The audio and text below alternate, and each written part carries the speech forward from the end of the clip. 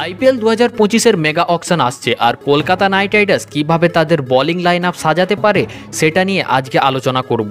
এখন কেকেআরের বাজেট যদি শুধু বোলিংয়ের জন্য 20 থেকে 30 কোটি টাকা হয়, তাহলে কিভাবে তারা সেরা বোলিং লাইন আপ তৈরি করবে আমি আজ আপনাদের জানাবো। আশা করি আপনারাও কমেন্টে আপনাদের মতামত জানাবেন।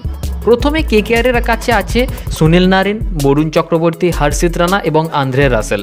এই চারজন বোলার যথেষ্ট শক্তিশালী, তবে কেকেআর আরও কিছু বড় নামের দিকে তাদের বোলিং লাইন আপকে শক্তিশালী করবে।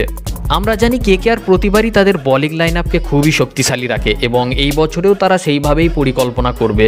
প্রথম নামটা যেটা আমি মনে করি কেকেআরকে নিতে হবে সেটা হচ্ছে মোহাম্মদ শামি। ইডেন গার্ডেন্সে দীর্ঘদিন ধরে খেলা ইন্ডিয়ান ক্রিকেটের অন্যতম সেরা পেস বোলার মোহাম্মদ শামি। তিনি জানেন কিভাবে ইডেন গার্ডেন্সের পিচে বল করা হয়। তার অভিজ্ঞতা কেকেআরের জন্য একটা বড় প্লাস পয়েন্ট হতে পারে। মোহাম্মদ শামি কয়েক বছর আন্তর্জাতিক ক্রিকেট সেভাবে খেলেননি, তার জন্য তার দাম আমার মনে হয় অনেকটাই কম হবে। 7 থেকে 9 কোটি টাকার মধ্যে কেকেআর তাকে পেতে পারে এবং এটি হবে কেকেআরের প্রথম টার্গেট। দ্বিতীয় যে প্লেয়ারের কথা বলবো তিনি হচ্ছেন মিচেল স্টার্ক। কেকেআরের দ্বিতীয় টার্গেট হতে পারে এই মিচেল স্টার্ক একধারে বিশ্বের অন্যতম সেরা বোলার এবং বিশেষত বড় ম্যাচে তার কার্যকারিতা কিন্তু অসাধারণ। তা আমরা ফাইনাল এবং সেমিফাইনালে দেখেছি।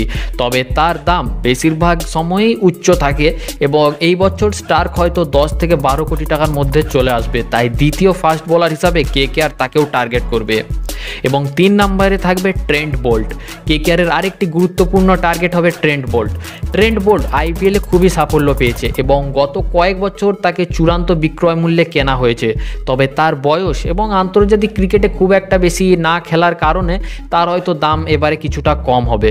আমি মনে করি 7 কোটি টাকার মধ্যে ট্রেন্ট বোল্টকে কেকেআর পেতে পারে, যা খুবই ভালো হবে কেকেআরের জন্য।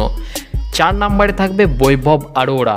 আরেকটি সম্ভাবনা হচ্ছে বৈভব আরোরা এবারে কেকেআর দলে আবারও আসতে পারে, যিনি গত সিজনে কেকেআরের হয়ে বেশ ভালো পারফর্ম করেছেন এবং যদিও তার অভিজ্ঞতা কম তবুও তিনি ভালো পারফর্ম করেছেন। কেকেআর যদি তাকে 2 কোটি টাকাতেও পায় তাহলে কেকেআরের জন্য এটা লাভজনক একটি ডিল হবে। এবং 5 নম্বরে থাকবে সুয়স শর্মা।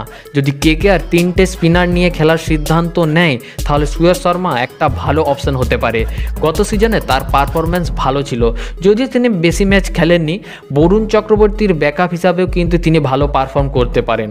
আমি মনে করি 1 থেকে 1.5 কোটি টাকায় সুয়স শর্মাকে পাওয়া যাবে, যা কেকেআরের বাজেটের মধ্যে অনেকটাই উপযুক্ত হবে। এইভাবে কেকেআর তাদের বাজেটের মধ্যে সেরা বোলিং লাইন আপ তৈরি করতে পারে এবং প্রথম 3 জন অর্থাৎ মোহাম্মদ শামি, মিচেল স্টার্ক এবং ট্রেন্ট বোল্ট তাদের এক্সপিরিয়েন্স এবং গতির মাধ্যমে বড় পার্থক্য গড়ে দিতে পারে। এখন আপনারা কি ভাবছেন, কেকেআরের এই প্ল্যান অনুযায়ী কি এগোতে পারবে? কমেন্ট অবশ্যই জানান।